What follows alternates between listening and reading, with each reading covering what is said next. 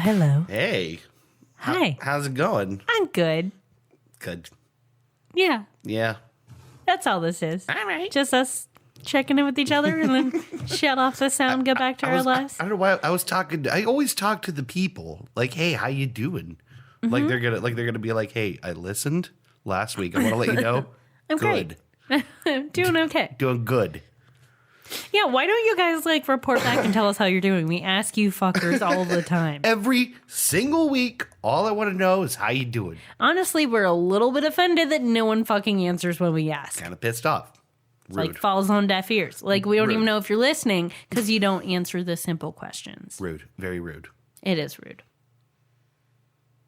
So I just remembered that yeah. One of our listeners has talked to me multiple times about stuff, and I keep forgetting to give updates because it was around when we went on vacation. Oh yeah. Okay, I remember some of these exchanges. So now I need to remind myself what they were real quick. I know one of them was about. Do you want to introduce? It's the girl I'm thinking of, right? Yeah. You want to introduce Kirsten. her by first name? Yeah. Yeah. Okay. She has given us little updates in her input a couple times, and I really appreciate hearing from her. Yeah, me too. She kind of live messages me as she listens sometimes, so I'll get a couple messages throughout when she's listening to an episode. I really enjoy that. Yeah, I like that too. That's nice. Thank you, Kirsten, for messaging us. The one I'm thinking of in particular is that when we did our McAfee episode... McAfee? McAfee? Why did you say it like that? I don't know. How do you say McAfee! The old leprechaun. Little Timmy McAfee. It's just how I talk. McAfee! All right, I'm sorry. I have to look at older messages. Yes, our episode about John McAfee. McAfee, that's how you say it, not McAfee. Yes, John McAfee. The creator of the spyware you are spyware, the antivirus the software. Spyware you've installed on your computer. It's kind of both. Yeah, so we did an episode on him. Yes, I forgot to update that. Oh my god, dead fucking air. I'm sorry. I'm trying to remind myself. Okay. So she basically she met him. She went to a conference that he spoke at, and oh wait, I think I do remember that. Yeah, there are pictures of her from that conference that she sent to me, but she went to a conference he spoke at, and she talked to me a little bit about how that was. She basically said that in the moment, he was very charismatic. He would be, wouldn't he? And she, in the moment, was kind of wrapped up into it. He's kind of got that big square Tony Robbins head. He does seem to be one of those people who is sort of magnetic. Yeah. She remembers he spent some time shit-talking the person who tried to kill him. Okay. Kind of fair. Right? That's what you do. But when they fail. It seemed like he was trying to say, people keep calling me a bad guy for sleeping with teenagers, but my wife was right there the whole time. And that crazy bitch tried to kill me, so who's the bad guy here? And I was sitting on the floor cross-legged you, I think, pretty sure. I don't know, man. Still you, just in a different way than right before you said that. And she said that she was probably it was a hacker conference, basically. She was one of 20 women in the entire audience. Yeah, right. And so it was just sort of a weird, in her head being I don't know that that's cool. Yeah, no, it's not. It's not cool. You might be manipulative. Yeah. Kind of thing. But I'm sure it played to that crowd big time. All the guys elbowing each other going, I'm sure that played real well. Yeah. You know? Yeah. She said having a room full of that kind of rapt attention, she believes 100% contributed to the ability to just believe everything he said word for word. Yeah. It's weird that she never thought she'd fall for something like that. but it's like a really easy thing to do. Like, you want to go along with the crowd. But like in retrospect, she's like, no, that's not cool. But like in the moment, it's real easy to be like, no, yeah, this dude's cool. Well, it's charisma, and it's also like when people are sufficiently, I guess, honest and direct, they kind of endear themselves to you against your own will. And when you like look around and everyone else seems wrapped with attention and like into it, it's kind of easy to be like, oh, okay, like I'm just thinking about this wrong. Everyone else seems cool about the fact that he's talking about having slept with an underage person who tried to kill him later. That seems okay. It's this weird thing where like we have like some pretty clear ideas about that here in the United States. But it's like in other parts of the world, they have like different, rules and customs and everything. Right. So it's like, it is weird. I didn't say that during the episode. It felt very creepy to me as an American. I don't know how things are around the world. I know 14 is way too fucking young, frankly. Right. But like 17, I don't know, 16, I don't know what they do over there. I know that in other places it is different. And we do have an Americanized view because we are Americans. But I do believe that it's wrong. Like in my heart of hearts, it's wrong to me. Yeah. Don't sleep with kids. Yeah. And under 18 to me, like that's a minor. Your brain isn't fully grown until like early 20s. To say nothing of the fact that like even if the age itself is not inappropriate, the gap in age, the gap in like it's one of those power things of like this dude is essentially a rock star in the jungle. I think the more important thing is what you just mentioned is power dynamics. Yeah. And understanding, like, are we on equal terms here? Or does one of us have the opportunity to manipulate the situation more than the other person? Well, clearly he did, because he had, like, 6 girlfriends floating around at one time. Like, clearly he manipulated that situation big time. So, yeah, that's not so good. But I thought that was interesting input, and thank you for messaging us. Yes, please keep sending us that kind of stuff. Because I love to, get the comments on these subjects and sort of provide a little extra context for what we're talking about. I know, I'm a bad boy. I'm beat. Oh no, what did I do? What'd I do? Yeah, I gotta silence my phone, sorry.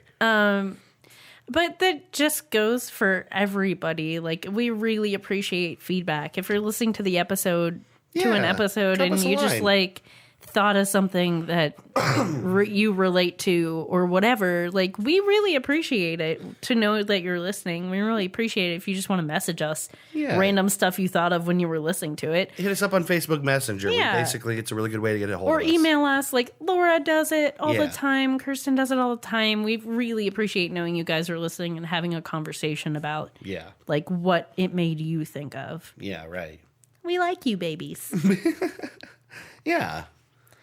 Anything else we want to discuss at the top of the episode? I'm playing a whole lot of Stardew Valley. That's pretty great. Yeah. That's fun. It looks relaxing. Yep, it's super chill. Like, I was thinking about it before, like, before you got here today about, like, the fact that, like, so I've been trying to, like, be more positive, like, actually choose to be positive about stuff. Mm-hmm. Which is a really hard thing to do if your brain just kind of wants... If your brain's an asshole. Yeah, if your brain wants to sabotage you all the time, you have to choose to be positive about things.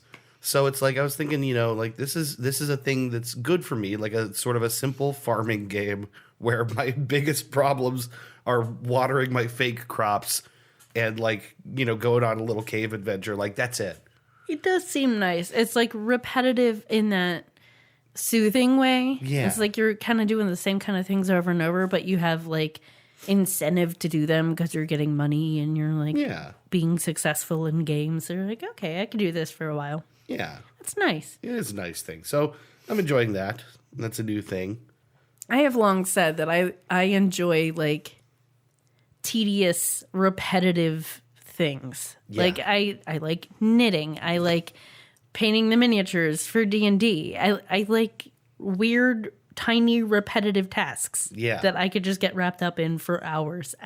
it's soothing to me. Yeah. It's a distraction from all the other bullshit I deal with because I can just focus solely on one thing for a little bit and not have to deal with all that other stuff. Yeah, I think it's good to have things like that where like it kind of feels like it's a little escapism, you know? Well, yeah, because like our senses are under assault all the time now, right? Like there's there's nothing you do that doesn't come without either like advertisements flashing at you, or like bad news all the time, and I'm seriously like on a normal basis, it's messed up. Like I have to have sound in my ears. Yeah, I have to be having a show on in the background or having a podcast going in my ears or listening to an audiobook. Like I can't just have quiet. Right. Like when I sleep, I like it quiet, but I can't if I'm up. I need to be assaulted with some kind of sound. I think it's bad, don't you think? I don't think it's great either, but that's why I think it's nice to have something like to focus on. Yeah. I mean, I do usually listen to a podcast while I do that stuff. I do want to try to like something with them McElroy boys in it. Lately, yeah. Them but I'm going to save that. At it again. I'm going to save that for the middle segment when we talk about things we've been like okay, cool. listening to and watching lately. Yeah. But yeah. Yeah, it's like a weird thing that I do that I don't necessarily like that I do. Yeah, I know. I remember listening to David Foster Wallace interviewed about this and just talk about like people's inability to experience stillness and quiet. Yeah. And like how it did not. Just thinking about that is kind of interesting in its own way. Is it really didn't used to be that way. Right. We didn't have as many, like we didn't have easy access to this much material to listen to watch, to have going at all times. Yeah. Like we have pocket devices that carry all of that stuff that we could just blast it at ourselves constantly. Yeah, like you at least used to have to go to a room in the house to like, okay, if you want to listen to music or if you want to watch television, fine, but you have to go to a room and stay there. Yeah, you have to turn on your boombox or your radio or your TV. Right. And it lived where it lived and knew it to be where it was. It's weird. We made it so easy to inundate ourselves with just more stuff. Yeah, and now we can just like sit on a train with a captive audience and play our phones at full volume and make everyone else listen to what we want to listen to. That's not very nice. I mean, it's not. I'm not saying that I did it. I'm saying that assholes do it all the time. Yeah. Oh God, where was I? I was in Akron, and I was driving to lunch, I want to say, and there was a guy walking around downtown. I had my car windows down, and he's walking around with like a speaker, like a Bluetooth speaker, and he's just listening. For a second, I thought you were going to say boombox. I was going to be like, I kind of impressed. Well, that's the thing is like people used to do that sometimes, like carry around a boombox speaker with like 12 fucking that was like batteries in it. The first time people could make their music mobile that way. I don't even know how people how expensive is it to buy like 8 of those D batteries and pack them in that thing? Like, I mean, it was kind of expensive, but they weren't paying for iPhones at the time, so then all their money just went into batteries for their boombox. There you go. But yeah, like this guy had a little Bluetooth speaker and he's carrying it around, and you don't see that anymore. So I was looking at this like, what an asshole! Like, I don't want to listen to what you're listening to. I would always be pissed off when people that you don't want to listen to what he wants to listen to. Well, it's like I know it's like he's not doing something to me. He kind of is though. He's assaulting you with his sounds that he chose that you did not choose. Maybe. But it's just like, it's like the same thing, I think, because I'm an old curmudgeon now. I know. When I'm just like in my car trying to zone out before work and some asshole drives by blaring some music at top volume. I'm like, fuck you. This is my 5 minutes before I have to go deal with people all day. I was that guy for like a solid 8 years. It was like being the person blaring the music? The guy with the music that was really loud that was like, hey, everyone's gonna love this. Like, because, when you're young, you have like 0 frame of reference. And That's true. You think you're real cool. I've never had car speakers good enough to really assault anyone's ears, though. Yeah. Well, I didn't have good ones. I just cranked them until they blared pops and cracks, Yeah. But yeah, no, I just... it's like I know he's not doing something to me as I'm experiencing that, but I deal with the cranky thing of like, well, fuck, it's like it's just inconsiderate. It feels like it now. Like when for me, like he's walking by on the street, it's not as bad. Mm-hmm. the thing that always bothered me was like on public transit where other people can't get away. And why are you the one who gets to dictate what we listen to? Right. Like bring headphones. Yeah. Now, if I'm on my work break and I always lose my headphones. I have to buy yet another pair of earbuds. Yeah. But one of them's down here somewhere. I'm sure they're down here somewhere. I think it's actually in the bedroom. But if I'm at work in the break room and I'm the only one there, I'll turn on a podcast and just listen to it from my phone. But if someone comes in the break room, I shut it off immediately. Yeah, you know what? I take back what I just said. That is a dick thing to do. I don't know why I'm second guessing this because I don't do that to other people. I don't make them listen to what I'm listening to. Right. Unless it's like a friend and I'm like, hey, I want you to hear this. Yeah, that's but one not thing. like that's like telling somebody you want to share something with them. Not just like not giving them a choice and they're going to listen to whatever shitty music you want to listen to. Yeah, and I am determining that if you're doing this, your music is shitty because you're being shitty. Yeah, it's probably fine music, but you're being shitty, so now the music is shitty. I will like it less. Yeah, because I don't have a choice in the matter. Now I just hate it because I hate you. Wow, this is like the goose chase. This is the goose chase curmudgeon corner over here. It really is. I'm in kind of a mood. You know, you're taking him to task right now. You got a little wag of the finger. Yeah, this is Christy's wag of the finger. All right. They could see that. They could see my finger wagging. Yeah, it was just imagine that her finger is wagging. Yeah, I'm not going to tell you which finger. I mean, it's probably the one that they're thinking of. I can't do that very well. That's difficult. It's a little tricky. Oh, you're doing it with the wrist. I'm doing a little bit of each. You're doing a little bit of each. I can't. I'm not coordinating. That freaks me out. You got to accelerate that wagging finger with some wrist flicking. It goes a little faster. Oh, okay. I get it now. I was trying to like wag opposite of the wrist wag. No, it was you got to think Dennis Nedry in Jurassic Park. Not the magic word. All right. Anyway. I think maybe I would like to do... Yeah, sorry. We did enough on that. Also, we're sicky babies. We're just getting over being sick. So if we sound a little nasally, I think we're okay. Yeah, I'm like trying to pull my nose open. But if we just start hacking and it sounds disgusting, that's why.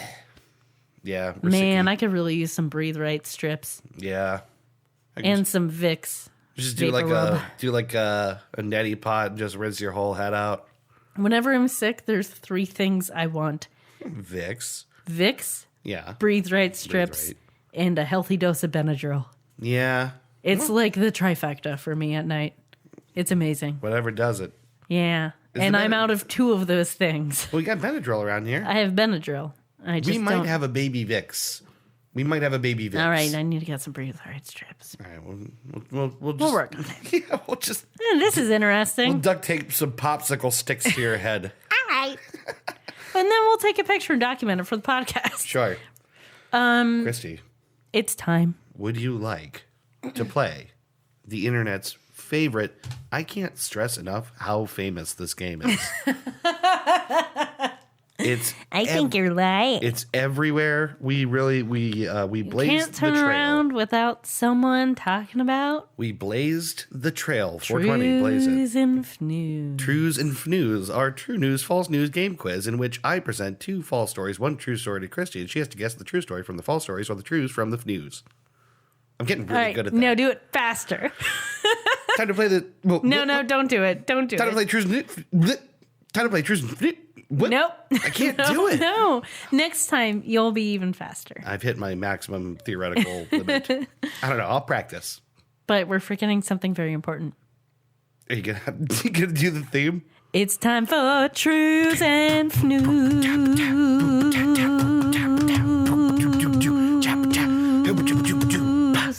Yeah. Man, it's not doing it for me anymore. We got to get a new theme. All right. I'll switch it up next time. I'll do something a little different. We got to get like Pharrell in on this. I'm so Trues and Fnoozy. Clap your hands if you want to play Trues and Fnews. This is one thing I've learned is if you want something to be cool and fun, you just get Pharrell to do it. Pharrell will make it better. I think he does that for like basically everything. It's not wrong. Yeah. He did it for the Despicable Me movies. Did and he? those were already good. That's what the song Happy was in that movie. Oh, was it? In the second one, I think. Oh, okay. I will say the first time I heard that song, I was working at Best Buy at the time, kind of having a shit day. And I had these two really nice customers. They were like a couple. They came up to my register and they were super sweet and happy and bubbly. And we just were chatting. And they mentioned that song, and I don't know why it came up, but they mentioned it. And they're like, you should listen to it. It's so good, and it makes us super happy. Yeah. And I listened to it, and I was like, oh, yeah, like, this is infectious. Like, damn Pharrell for making a song that's exactly what it's supposed to be. I love that the word infectious has a positive connotation. Yeah. I just love that it's just, oh, man, it's infectious. It is. Like, it's infectious in a great way. It's excuse me. Oh, it's positively it's methylene-resistant staph at this point. I love the word infectious being used positively because it's a little weird by itself. Yeah. Anyway. I like it when you use things against their regular connotation. Excuse me. Gosh, sicky baby. Nice bit of cognitive dissonance. But let's get this thing going. I want to hear your headlines. All right, here we go. Headline number 1. At the K106 Festival in Atlanta, Georgia, on July 28th, Drake was booed off the stage after spontaneously taking 15 minutes of his set to explain the Bitcoin blockchain to a frustrated audience. Okay. Number 2. New York's West Side Highway was shut down for over an hour Monday as activists staged a live production of Chicago across all lanes of traffic to protest the construction of a new correctional center in the Bronx. Okay. Number 3. A 95-year-old Vancouver woman told forest officers twice in one day she was forced to shoo a black bear from her kitchen, saying, quote, I was really annoyed with him and I told him to go, end quote. Those are really good. I would like a recap because it's what we do. Alrighty, here we go. One more time. Number 1, at the K106 Festival in Atlanta, Georgia on July 28th, Drake was booed off stage after spontaneously taking 15 minutes of his set to explain the Bitcoin blockchain to a frustrated audience. God, that does sound like something Drake would do. Number 2. Because I know him so well. Yeah, it's like, well, you know Drake. I mean, you know, you're like best buds. You know how he is. I watched so much Degrassi. I might as well. Was he in Degrassi? Yes. What? Yeah. All right. How do you not know that? I don't know. I didn't watch Degrassi. Oh, well, that's how you didn't know that. That's how I didn't know that. Yeah. Number 2.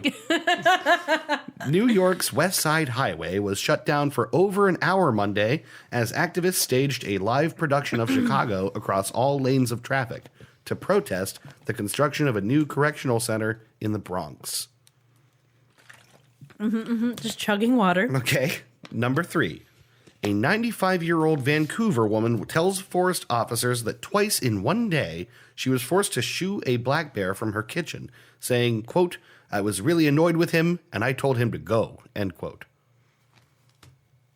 I'm going to go with headline number 3 being the true one because it does sound like a Vancouver-y thing to do. Yeah, Vancouver-y thing to do. Yes. You got it.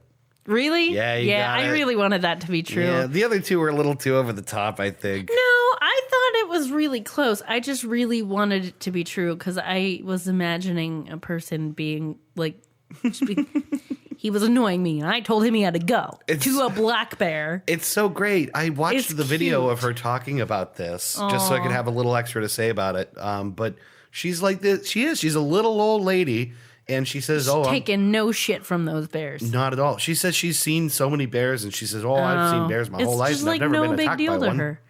I'm sorry, what? It's just no big deal to her anymore. No, it's not. To her, it was no big deal. And she said she's seen bears her whole life. She was never attacked by one, so she wasn't concerned. But she came into the kitchen, she saw a bear, and she says, you got to go. And he left. He went like outside and just kind of stood out there, and she said, no, go back home. And he walked out into the woods. And then she forgot about it. She left her door open this whole time. He comes back and he's rifling through her sugar cabinet.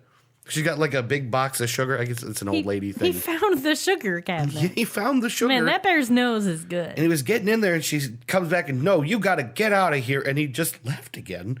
That's so great. But she told the forest people about this and the forest and they're like, rangers. keep your door shut. They did. They told her to keep her door shut. But then they also brought a bear trap, which is like I've never seen one before. Have you ever seen a bear? Like No. not like a bear trap, like a thing that clamps on Not a the foot. claw thing, like a humane one. It's a big cage looking thing. It's sort of like, it looks like something. And there's a pot of honey inside of it. And is it really? Yeah, it just says honey, HUNNY on it. And then it has like a stick propping up the entrance. And when it goes in to get the honey, it knocks it and it gets locked in the cage. Well, not automatically. There's a guy that looks like Elmer Fudd in the woods with a string tied to the stick, and he pulls it at the right time. No, it's what it looks like is like sort of a big metal thing like you'd tow behind a car. It looked like a U-Haul kind of thing. Okay. The little U-Hauls that you can rent and tow with Yeah. your car.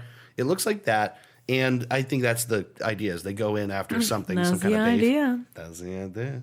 But they go in there and the thing closes and traps them. The little old lady herself had said that she really hoped it didn't get caught because apparently if they catch it, they have to kill it. I didn't know that.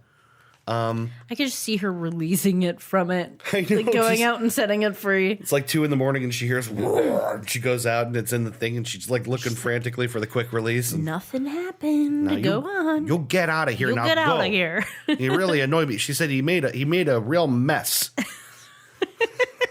So cute. 95. Oh, that's amazing. Meanwhile, I'm 31. I went out into the woods and was terrified of seeing a bear. I mean, you're not around them all the time, though. I mean, it's desensitization. Like, if you're around it all the time, nothing bad has ever happened. It would be, like, no big deal. But this little old lady who Badass. just says, get out of here now. Go home, huh?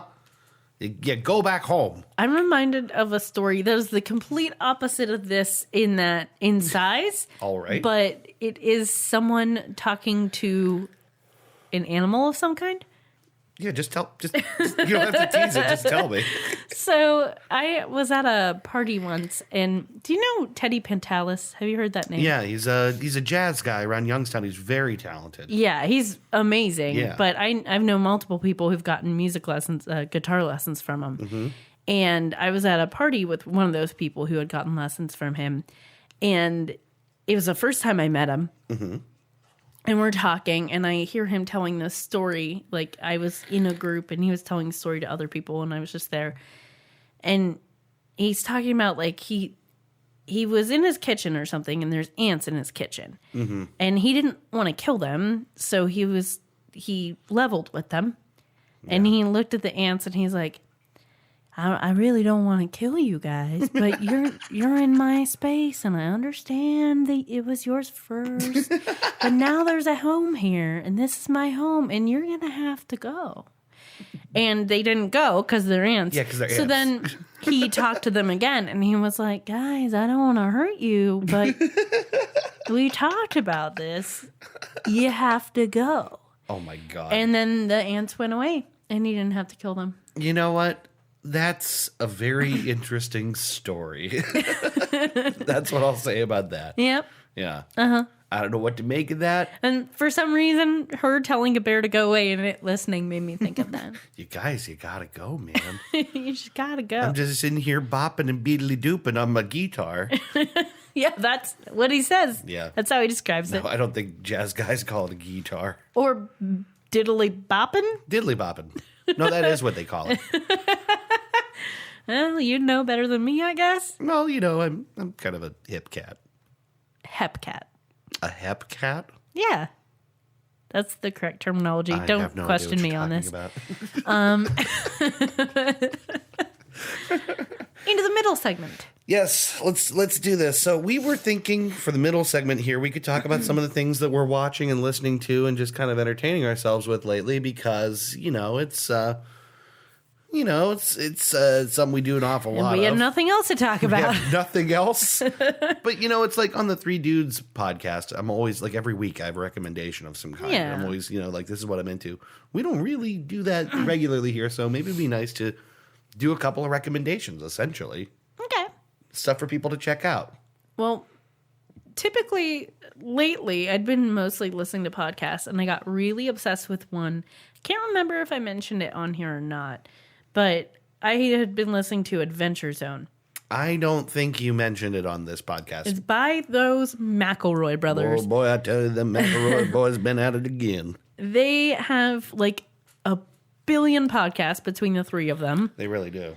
And they got podcasts with each other, podcasts with their wives, podcasts with their dad. They do all kinds of shit. And they have a TV show based on their main podcast, the one that like started them off. It's called My Brother, and Me. Now, they might be getting a second season of that TV show. I hope they do. They've been teasing really it on Twitter. So basically, the podcast is like an advice show, but it's them just like being goofy and being brothers. And that's like, just the framework. Right. It's just an excuse for them to like have a podcast and be who they are, which is like really good, fun people who are really funny. Mm-hmm. Like conversationally funny. That's my favorite thing to witness. Yeah, right. So I honestly haven't listened to too much of that podcast. I should listen to that one. But they made a show based on that, which is really good. But for a long time, I had been hearing about their podcast called The Adventure Zone, which is the one they do with their dad, in which they play Dungeons and Dragons with each other and their dad. Yeah. And I like D&D. I like, oh my God, I moved my hand and hit the dog and I panicked for a second. My heart just skipped a beat. I didn't know he was there. Okay. Sorry. My heart is beating really looking fast. at you like we're doing a show. I'm sorry, but like I needed to discuss the fact that I thought I was going to piss myself for a second, literally. So I like D&D and I like listening to people play D&D. I used to listen to Nerd Poker, which is, I always forget, Brian Posehn, that's his name. It's his podcast with some of his friends playing D&D. But I decided to listen to this one, and it's really good. Like, I cannot stress the first arc that they do, called Balance.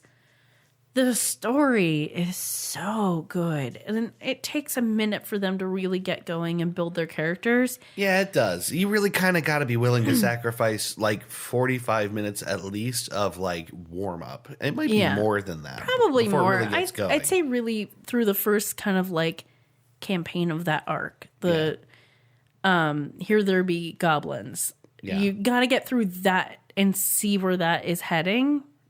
I listened to the pilot with you on our drive to Baltimore, and I think the pilot even took like about 45 minutes to heat up for me, and I love those guys. But there was just so much logistic stuff that's like, this isn't really fun yet. It's kind of fun, but you need to listen a little further than that, and you'll probably be hooked. It is really good. Yeah. No, I believe in those guys. But you have to wait for the story to happen.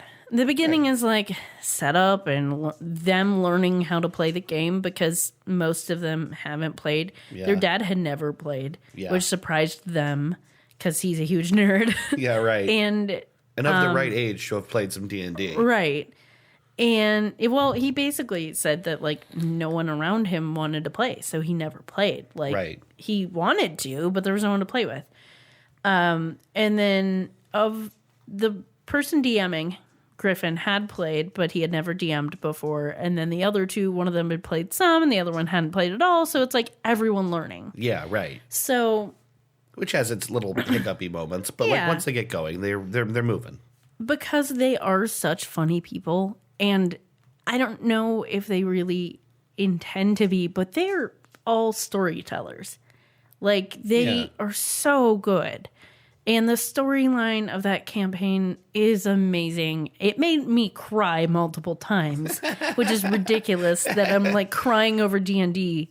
I was like berating myself as it was happening, going, "Well, you're crying about D&D right now." Did you make exactly that face? Yes, that face, and I talked like this to myself. I was really upset with myself. What are you doing?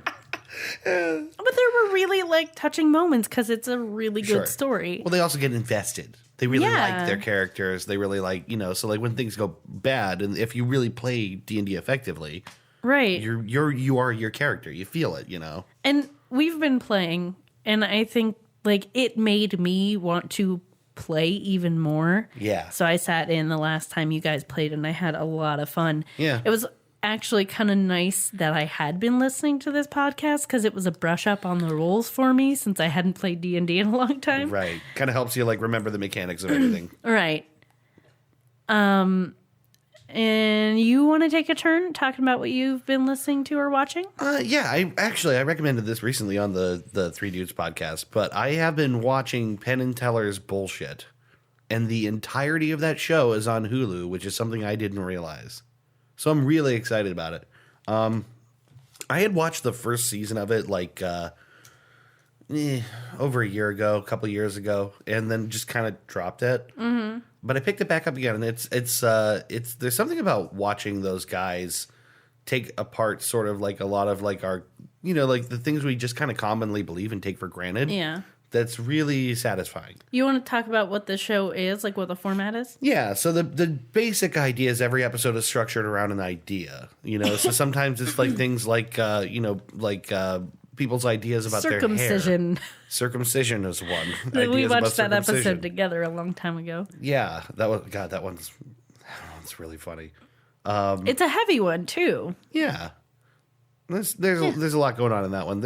There's one that's all about prostitution. Should we be making it illegal for people to, have sex with whoever they want under the terms they choose? If that's indeed the arrangement, Yeah. And that episode is really interesting. But sometimes it's something even more basic and close to home. I'm trying to think of like some other examples, but for some reason, because I'm talking about it, I went blank. But yeah, it's a lot of these sort of like one is about the endangered species. Animals we consider to be endangered, and should we be going to the extent that we are to try and keep animals from disappearing from the planet? And there's some argument that we haven't actually done that good a job. And when you like look at the numbers, now bear in mind this is from like 2008, right? But when you look at the numbers, we actually hadn't been doing a very good job of it, apparently. Mm-hmm. And when you look at the individual successes, a lot of those were coincidental, either coincidental or they weren't exactly what they were purported to be. So it's hard to.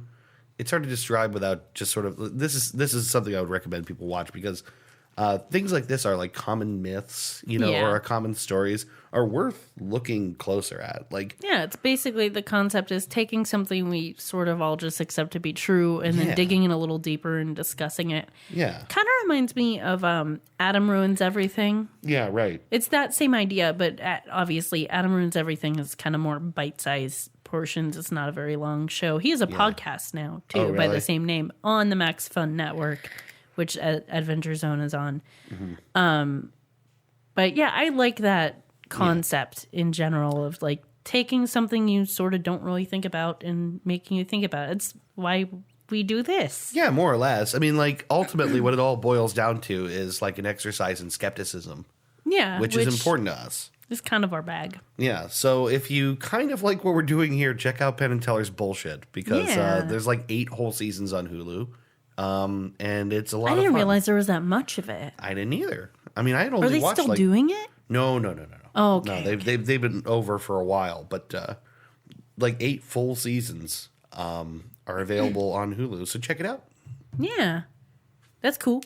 I wanted to talk about, because I got hooked on the Adventure Zone and mostly was just listening to that constantly. Yeah. In my car or at home when I was doing other stuff.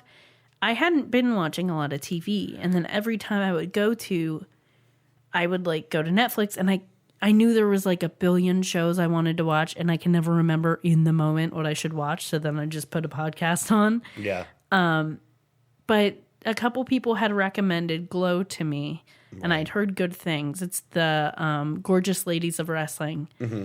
And I was like, you know what? I'm just going to start watching it and see if I like it. And I can't stop watching it. Like, I've been sick. I called off work the one day. I basically spent all day binging Glow. Right. In bed, because that's all I could barely get myself to move out of bed because I was sore and felt like crap. Right. And then stayed up way later than I wanted to because I could not stop watching the show. Mm-hmm. But basically the concept is these women get together, they go in for a casting call. They think it's just for a TV show, and then they find out it's for a wrestling show. And they basically go on this crazy adventure of becoming wrestlers and doing a wrestling show. Allison Brie is one of the female leads, and Mark Maron is in it. I don't know if you said already. This is based on a true story. It is based on a true story. Yeah. There's also a documentary on Netflix about the same thing, which I want to watch also. But this show is great. Yeah. It's really good. I don't know how close it is to reality because I never saw. So what's great about it? Like, what is it that you like about it?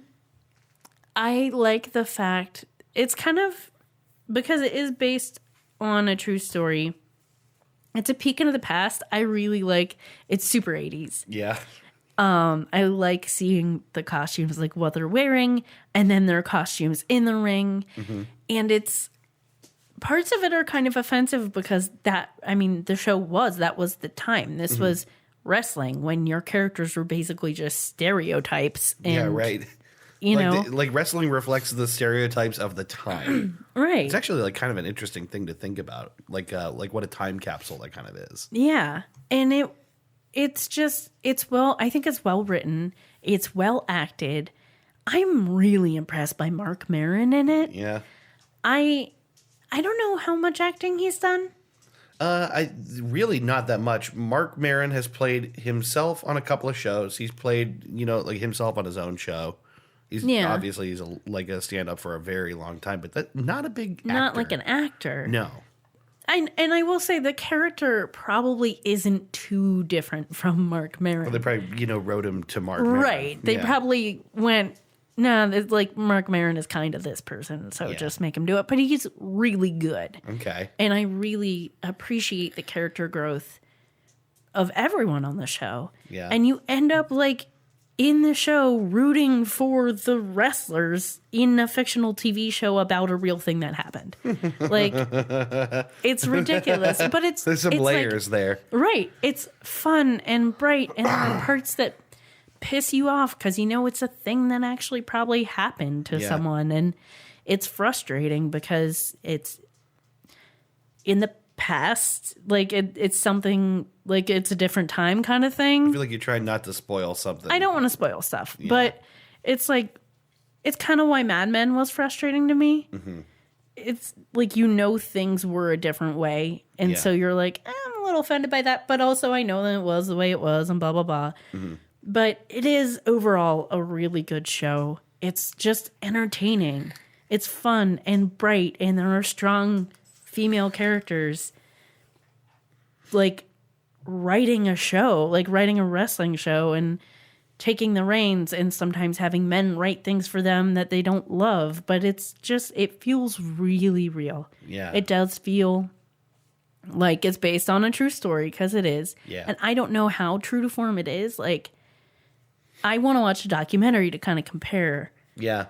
Well, you should watch the whole show, then watch the documentary. Yeah. Because at this point, if you watch the documentary, there's spoilers ahead, right? Right. And I don't know if there's 2 seasons of this. Okay. I don't know if there's going to be any more. I'm in the 2nd season right now. Yeah. I have a feeling I'm coming to the end of it. Yeah. But it's just so good. There's a lot of great actors and actresses in it. I suggest it. It's not a super long show. It's on Netflix. Yeah. It's kind of an easy watch. It's just fun. Yeah. I want you to watch an episode of it with me too. I probably will. Now that I have like a more compelling reason, like someone telling me I should watch it, I probably will. It was so easy for me to just watch all day when I was feeling crappy. Like, I found it captivating, and I can't really put into words why I found it captivating. Wrestling has been a decent part of my life, though. Like, my brothers loved wrestling growing up. That's a big thing, actually. There's like that extra thing for you, I think, is like, this is a very familiar thing. Right? Yeah. My brothers watched it growing up, and I went through cycles of being more into it and less into it, and more into it and less into it. And my brother Randy especially has always loved wrestling. Still does.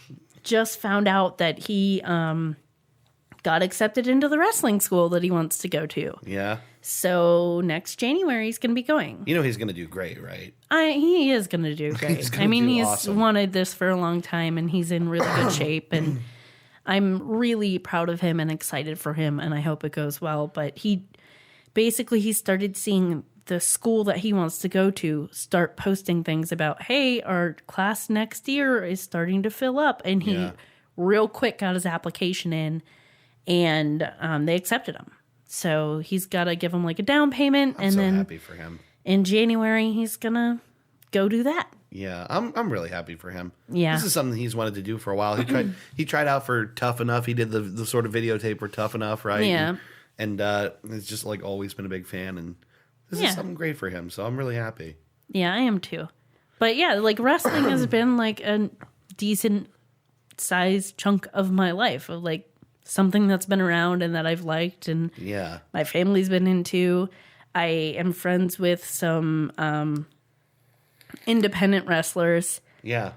And it's just a bigger part of my life than I thought it would be. Yeah, but right. It's a lot of fun, and the show reflects like all the things I like about it. Well, funny enough, we have an inkling of a wrestling related episode coming up. Coming on up. Yes. So we're gonna have a guest episode again. Yes. We'll just sort of tease that's coming up at some point. We're gonna do an episode about wrestling. So. And Adam, this is the topic that you suggested. Oh yeah. Adam suggested that topic. That don't our spoil guest, it for everyone, Adam. No. Oh yeah, Adam, don't you go telling everybody. Don't you tell everybody. All right. So our guest is going to do that because we mentioned it and he was very excited about it and already knows a lot about it. So that's going to be fun. Yeah. I think we should take a little break. I do too. Do you have another suggestion? No. I'll let you open and close that one. We'll take a break. Okay. Thank you. All right. That's weird. Yeah, that's gross. We'll be back in a minute with the topic for this episode. All right. Stick around. Bye.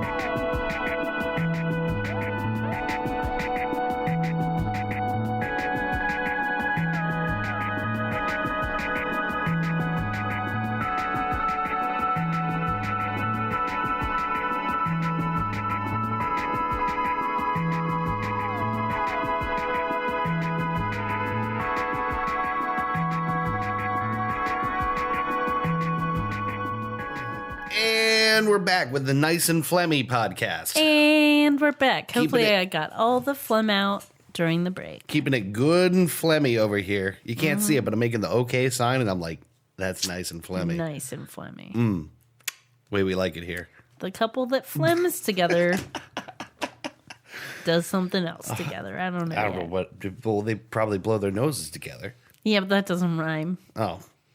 I don't think anything rhymes with phlegms, does it? Schlems. Something rhymes with phlegms. Write us and let us know what rhymes with phlegms. It's our new contest. Anyway, we are back with the main segment for this episode, which you already know what it is because you looked at the title of this thing. Or maybe you don't. Who knows? What? Oh, you mean not you? I thought you meant me. I was like, what? Was I not supposed to do it? I know what it is because I did the research. Oh gosh, what if we both had done the research and like, boy, you're gonna be surprised. That might happen once. I never even thought about that, but that might happen once where we get mixed up. We do two different topics, or we do the same. Like topic? we both research the same topic. That'd be fun though. That'd be really funny because we could just one person could start, and then we could be like, "But did you find this?" Oh, maybe we should do a Dueling Gooses episode. Maybe for a special occasion. All right. Anyway. Would you like to introduce the topic for this episode? I think I'm just gonna get into it. It is the Michigan Dog Man. The Michigosh Dogmoosh. Yeah. That's how you say it. Yeah. And like all good stories, this one begins with a song written by a radio DJ. Ah, yes. Yeah, that's a thing, right? Yeah, I think so. Like all good stories. Like all good stories. It sounds like something from a movie. Yeah. Like all good stories, this one began with a song from a DJ. From a radio DJ. So, in 1987, WTCM FM DJ Steve Cook out of Traverse, Michigan, wrote, recorded, and played a song called The Legend as an April Fool's joke. Okay. According to him, he made it up based on several North American legends, but up to the point he had never heard of any specific Michigan Dogman stories. He credited the song to Bob Farley. I want to read the song lyrics. God, this is gonna be fun. I'm feeling this one already. So it's kind of like, it's music played on a keyboard and it's him kind of talk singing. Oh, okay. I don't want to play the song. He's Randy Newmaning it. Yeah, because it's someone else's song, but I do want to read you all the lyrics. Sure. Because that's fine. Yeah. So, a cool summer morning in early June is when the legend began at a nameless logging camp in Wexford County where the Manistee River ran. 11 lumberjacks near the Garland Swamp found an animal they thought was a dog. In a playful mood, they chased it around till it ran inside a hollow log. A logger named Johnson grabbed him a stick and poked around inside. Then the thing let out an unearthly scream and came out and stood upright. None of those men ever said very much about whatever happened then. They just packed up their belongings and left that night, were never heard from again. It was 10 years later in 97 when a farmer near Buckley was found. Slumped over his plow, his heart had stopped. There were dog tracks all around. 7 years passed with the turn of the century. They say a crazy old widow had a dream of dogs that circled her house at night, that walked like men and screamed. In 1917, a sheriff who was out walking found a driverless wagon and tracks in the dust, like wolves had been a-stalking. Near the roadside, a 4-horse team lay dead with their eyes open wide. When the vet finished up his examination, he said it looked like they died of fright. In 37, a schooner captain said several crew members had reported a pack of wild dogs roaming Bowers Harbor. His story was never reported. In 57, a man of the cloth found claw marks on an old church door. The newspaper said they'd been made by a dog. He'd had to stood. What had happened was 7-4. I'm reading this the way it's written, which is the way it's spoken, but it's a little clunky for me to do it. Sure. Sorry. Yeah, because none of us goes had. Right. In 67, a van load of hippies told a park ranger named Quinlan they'd been awakened in the night by a scratch at the window. There was a dog man looking in and grinning. In 77, there were screams in the night near the village of Bel Air. Could have been a bobcat, could have been the wind. Nobody looked up there. Then in the summer of 87, near Luther, it happened again. At a cabin in the woods, it looked like maybe someone had tried to break in. There were cuts around the doors that could only been made by very sharp teeth and claws. He didn't wear shoes because he didn't have feet. He walked on just 2 paws. That's my favorite line. Just two paws. Yep. So far like this it. year, no stories have appeared. Have the dogmen gone away? Have they disappeared? Soon enough, I guess we'll know. Because this is the time to fear. For another 10 years has come around. The 7th year is here. And somewhere in the Northwoods darkness, a creature walks upright. And the best advice you may ever get is never to go out at night. So when did he write this again? He wrote it in 87, but he updated it in 97. He claims that he had never heard of Michigan Dogman stories when he wrote it. I don't believe that because he mentioned specific, things that are known to be, the Michigan Dogman. Oh, so, everything he mentioned in there is basically, something that supposedly happened. part of the existing I don't lore. think he just made it up or he made up so many stories that part of them became part of the lore. I'm not really sure where it begins and ends. Right. But that's why I wanted to start with the song. Sure. Because it's so cool. So multiple people in that song die of fright. Horses. The horses died of fright. Oh, the horse. Oh, okay. So some guys see it and poke it with a stick and then they just get out of Dodge, apparently. Yeah, because they scare what they thought was like a dog into a hollow log, and then the dog comes out but stands upright, and then they're never heard from again. Yeah. The reason I think he probably had heard some of these lores, like some of the lore before, I think he elaborated some of it for the sake of story. Yeah. But yeah, I'll get into like the sightings and stuff, and you'll see where I'm talking about. There's like some of these were like things that happened, but I couldn't find any evidence of like all the detail that he put in the song. Right. Gotcha. But for the few weeks after he played this, again, he's like skeptical about it. He did it as a joke. It was an April Fool's joke. And the few weeks after he played it, it was the most requested song on the station. People kept wanting them to play it. Hundreds of people shared their Dogman experiences with him since then. Like, he would be a really interesting person to talk to about this, because even though he's skeptical about it, he's probably one of the people who knows the most stories, because people call the radio station and talk to him about it all the time. Like, when people want to tell someone their Dogman story now, he's the guy. Like, right. He's the vault for all the information. Mm-hmm. He added lyrics in 1997 about an animal break-in by an unknown canine in Luther, Michigan. And that's where our story begins. But Dogman's story is much older. Really? According to Michigan folklore, he's called the Michigan Dogman. He was witnessed first in 1887. He stands at approximately 7 feet tall. He has blue or amber eyes. He's bipedal, so he walks on 2 legs. Canine-like, he has a human torso and like a canine-like face and other features, and a howl that sounds like a human scream.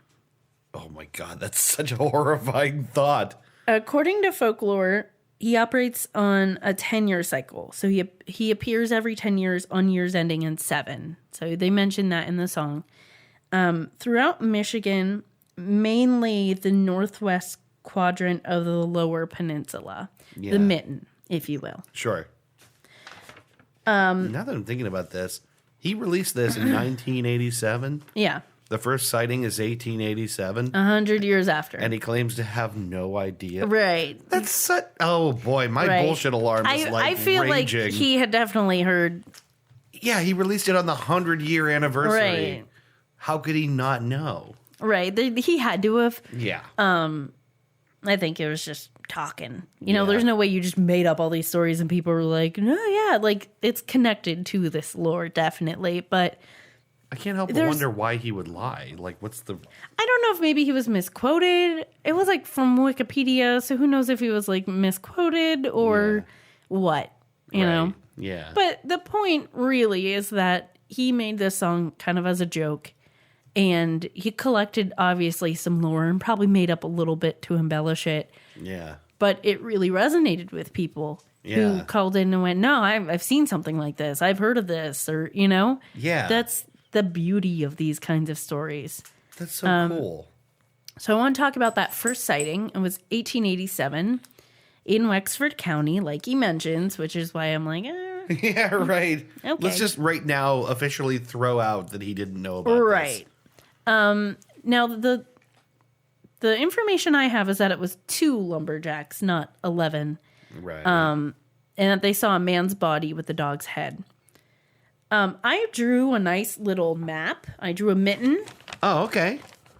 To show you kind of where these are all the sightings. Okay. But they're at like the top of the mitten and the northwest side of the mitten. For people who don't know what I'm talking about, the lower peninsula of Michigan, like the main part of Michigan, is shaped like a mitten.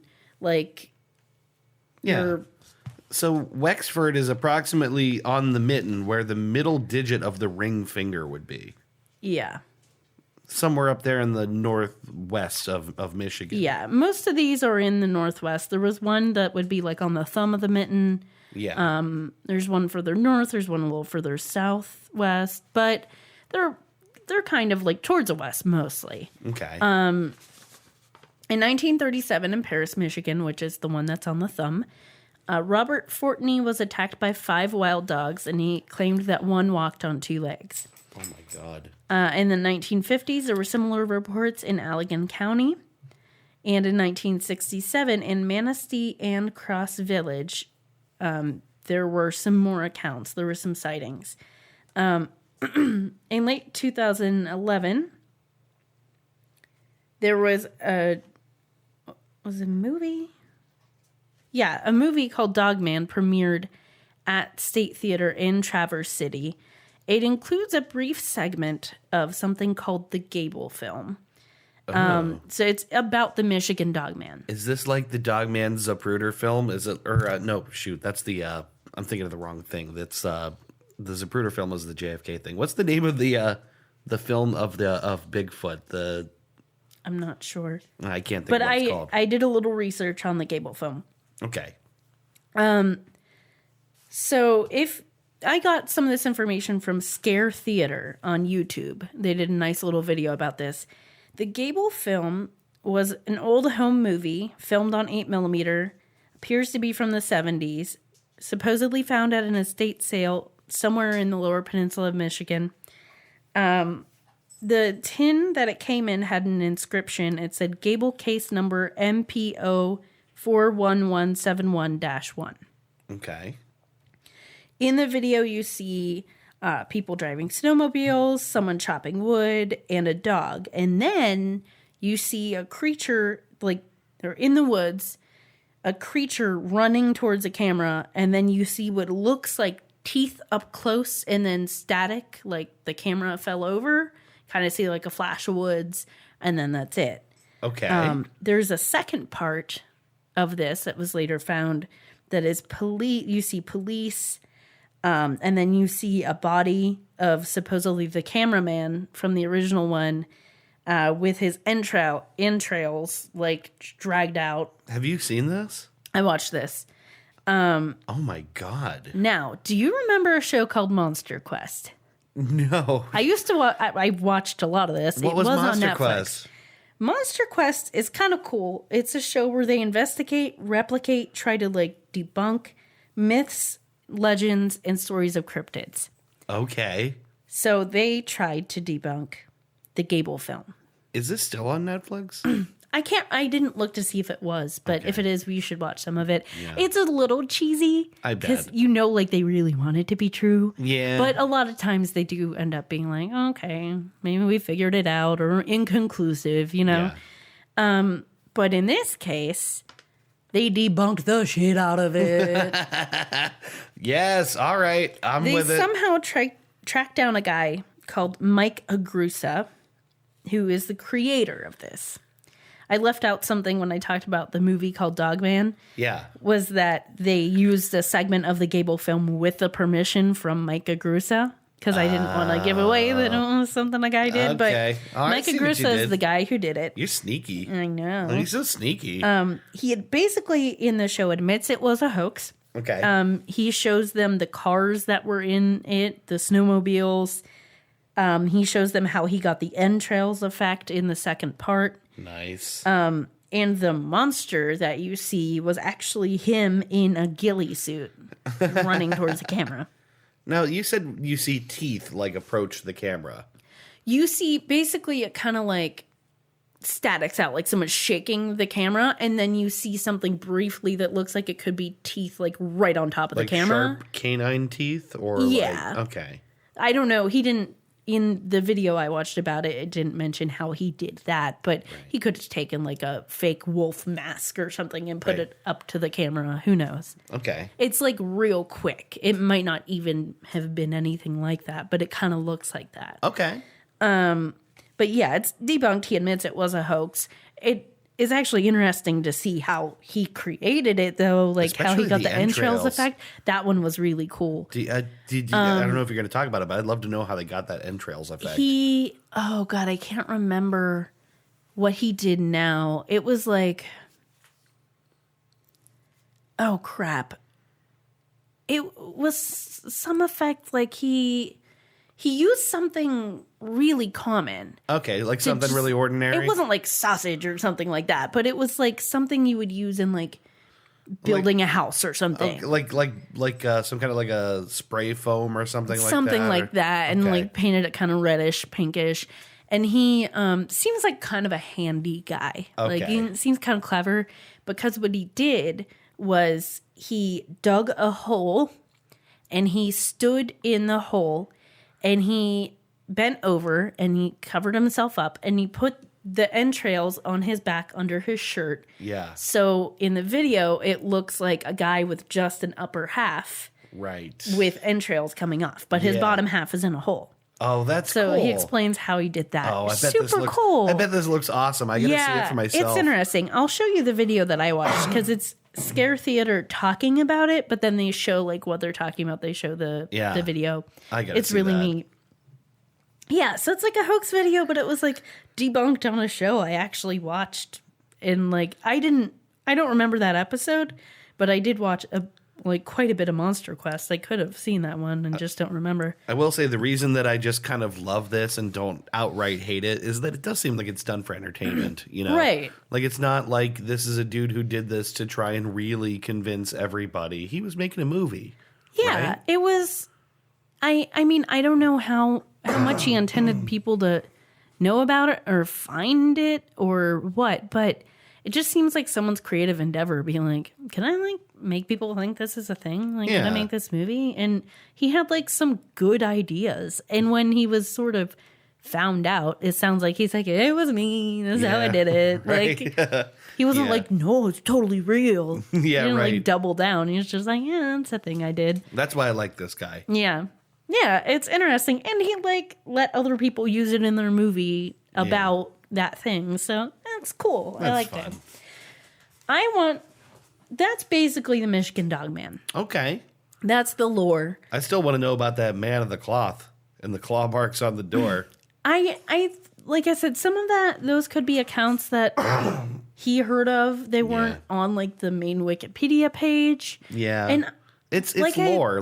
Tracing it down can be like so difficult. This kind of episode is hard because it's like I don't want to go out and try to find every single piece of lore about this because there's so much and the stories are all kind of the same. Right. But those are the main ones. Those are the interesting points. Yeah. I'm not done yet, though. I didn't think you were. What do you got next here? I want to talk about the Beast of Bray Road.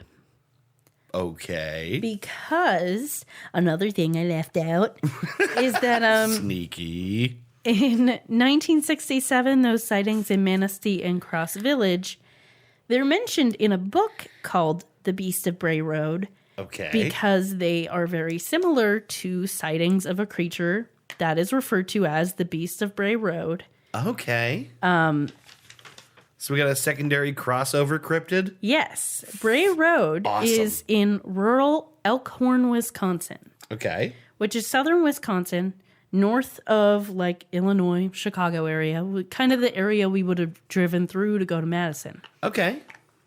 So in 1936, on Bray Road outside of Elkhorn, Wisconsin, there were sightings of this beast. The same label has been applied to other sightings from southern Wisconsin and northern Illinois. In the 1980s and the 1990s, there was a rash of sightings. Like, everyone's reporting seeing this beast. Okay. So a local newspaper called the Walworth County Week had one of their journalists, Linda Godfrey, start investigating this, writing articles about it. She was initially skeptical, but she became convinced of the sincerity of the witnesses. Like, she really felt like people were seeing these things. They maybe weren't like... Yeah, like they might not be right about what they honest saw. She felt like they were being honest about them seeing something, but you know how things happen. Like, especially when there's a rash of sightings, like... You hear someone else talk about it, you're like, oh, it's probably that thing. Yeah, you know? right. Yeah, the story and the myth grows, especially in absence of information. Right. So she started writing these articles about it, and eventually those articles were turned into a book called The Beast of Bray Road, Tailing Wisconsin's Werewolf. So okay, cool. In the book, she mentions the Michigan Dog Man, saying like it's a very similar kind of creature, whatever it is. Yeah. And basically that she doesn't think there's any connection other than the reports are similar. Like, people report seeing a similar thing. Yeah. The description is that it's kind of a bear-like creature, hairy biped resembling Bigfoot, 2 to 4 feet tall on all fours or 7 feet standing. and wolf-like. Yeah. It's apt to walk on its hind legs. It's 400 to 700 pounds. Brown-gray fur resembling a dog or a bear. Okay. Possible explanations are that it's an undiscovered variety of wild dog. Okay. Or it's a cryptid like a wahila, which is a prehistoric wolf similar to an amarok, which is a gigantic wolf in Inuit mythology. Okay. It could have been hoaxes and mass hysteria. People create falsehoods, and then like sightings of normal creatures are lumped under the same label like we were talking about. Yeah, right. In 2005, there was a movie called The Asylum, which fictionalized an account of the search for the Beast of Bray Road. And then when I was looking at this earlier, when I was finishing up this part of the research, I found a movie called The Beast of Bray Road. Really? On Amazon, available for rent. I kind of feel like we gotta watch it. That's why earlier I was like, I'm not going to say that. Oh, we Because gotta I think see that's it. what we should do. We should do that tonight. I think it's available to rent for like $1.99 to $4.99, probably depending on if you get it in HD or whatever. Yeah, right. So we should do that. Also, I bought the book. Oh, wait, did you really? I bought The Beast of Bray Road. No kidding. So that's going to be coming to me. I bought it like an hour ago. So You know what just occurred to me? That bookshelf that I'm going to put into this room, we should fill it with books about the things that we have that'd be talked sweet. about. Yeah. Because, why not? I think that'd be cool. Doing the podcast is only kind of the beginning of the research, I mean, Yeah. like, these are topics we care about. We should fill them with books about things like this. It was $15, and I decided to get it because it seems like she really did her research, and she honestly believes that these people did see something. It's not people just trying to willfully make up stories and hoaxes. Like, Right. people are seeing something, and it's an interesting story, and it just seemed like the tone of the book was going to be right up our alley. Yeah. Also, it had like 4.5 stars on Amazon. There were only like 45 reviews, but it's rated very highly. And it This seems like woman- it's entertaining. She sounds like Dana Scully to me. All right, she was just a local journalist that started writing these articles about this thing that was happening in the area where she lived, Yeah. and decided to be like, all right, I'm turning these articles into a book because this is what I do now. Like, this became my thing. Well, that's what you do when enough of that stuff gets thrown at you. Is you go, Right. well, I gotta. Like, this is my niche. Yeah, Let's right. go with it. So I thought that was cool, and I want to support that kind of thing. And I love cryptids. Like, I'm fascinated by this stuff. This is my favorite thing. Yeah. I could talk about, like, that's why our first episode, our second episode Right. was The Montauk. the Monster. Montauk Monster, because I love this shit. Like, this is my favorite thing to look into. I'm gonna keep that in mind for future episodes. It's great. I mean, on the one hand, it's kind of hard because, like I said, a lot of the stories are repetitive, but Yeah. on the other hand, it's just, I want it to be real. I know. I really want it to be real. Well, that's kind of how I felt about the Montauk Monster in particular. Yeah. Is like once you start following this stuff, you start to go like, okay, I can see all the reasons why this is probably not a thing, Right. but I just want to believe. Yeah, right. I want there to be one weird, freaky animal out there, and like, why can't there be? Yeah.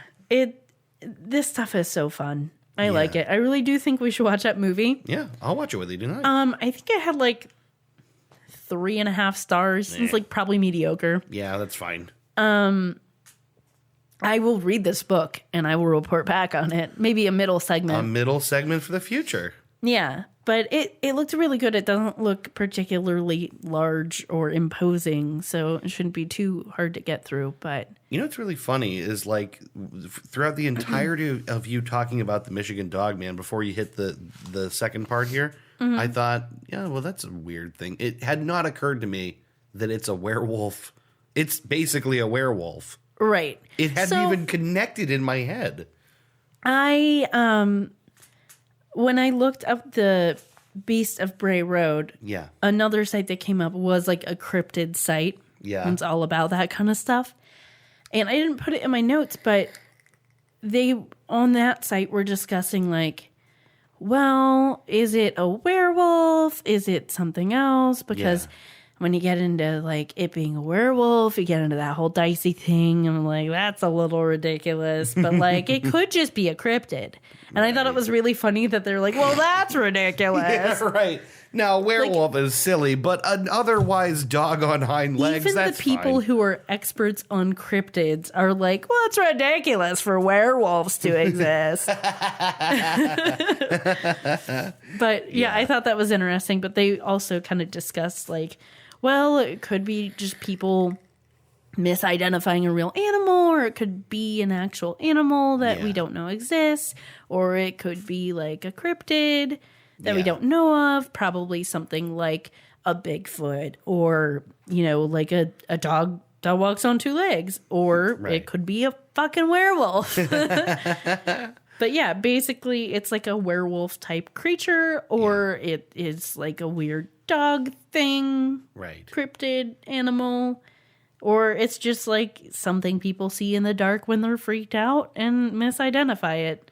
Well, yeah, it's sort of like a lot of these. It's really easy to imagine people already have heard stories about something, so they're kind of primed to see something similar already, you know? Yeah.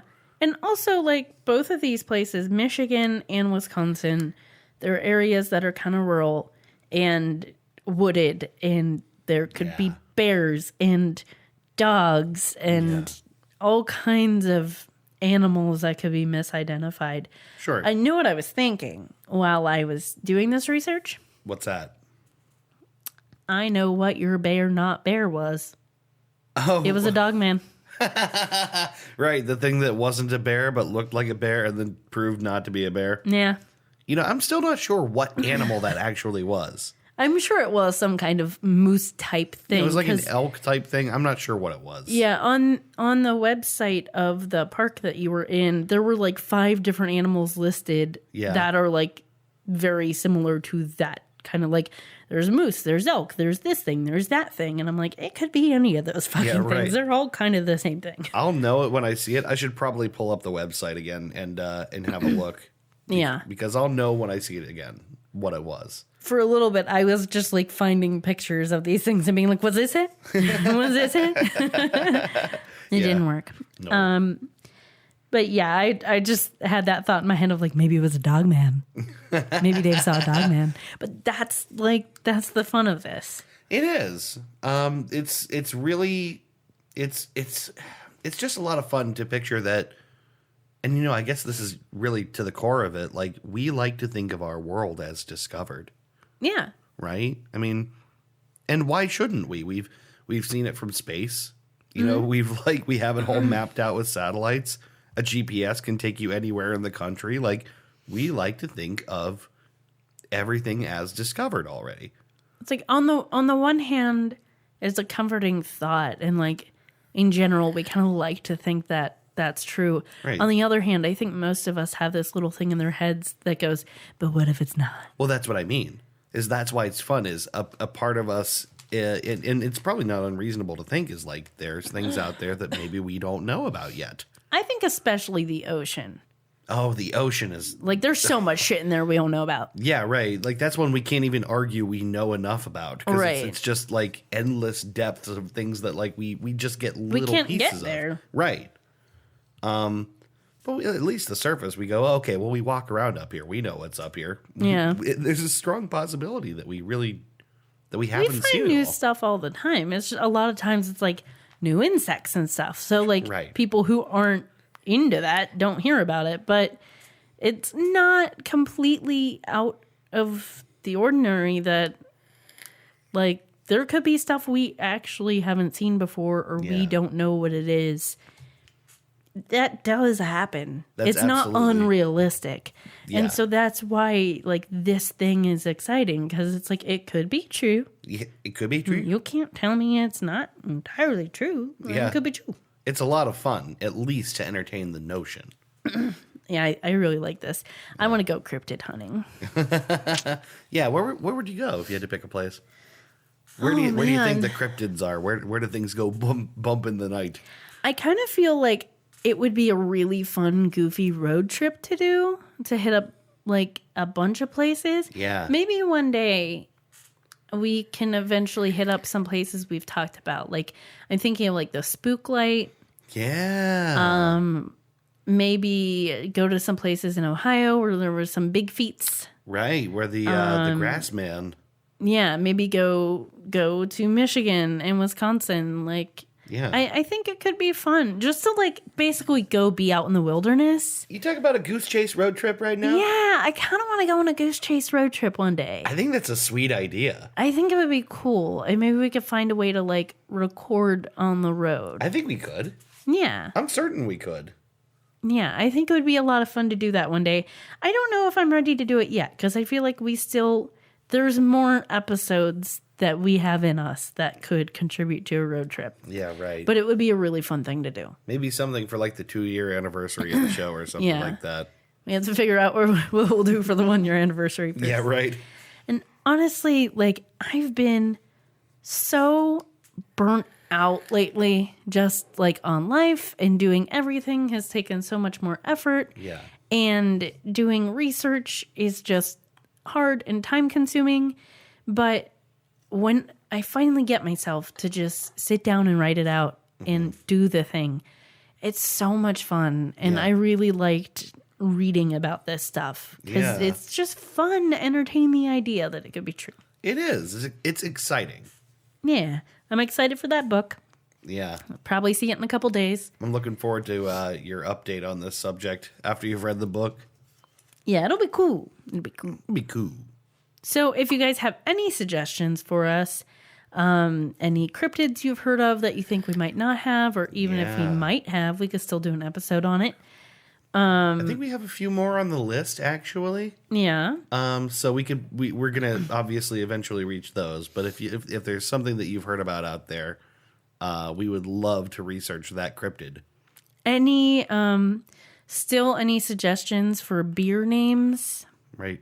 Beer styles. I gotta get. You need to brew. I know. There's a couple things you need to brew. I know. I actually have a little bit of a backlog now because I'd like to do something for Matt and Grace's wedding. Mm-hmm. That's something I want to do. I want to do a goose chase beer. There's and roller derby beer. You gotta do a roller derby. I got a lot of beers in the tank. Yeah. Yeah. So we'll have to get to that pretty soon here. Well, I think that about wraps us up. That about does it. So thank you again, as always, for listening. Mm-hmm. If you have any suggestions at all for topics, please hit us up. And again, if you just like are listening to the show and you think of something, or you saw something like this or anything, like, we want to hear about it. We love hearing from you guys. So talk to us on Facebook. You can message us if you don't want to put a post on the page, or you can email us. We love all that shit. Talk to us. So thank you, as always, for listening, and we will see you next week with another episode of Goose Chase. Goose Chase. Have a nice week. Bye-bye. Bye. You've been listening to Goose Chase. We are Goose Chase Podcast on Facebook and Twitter.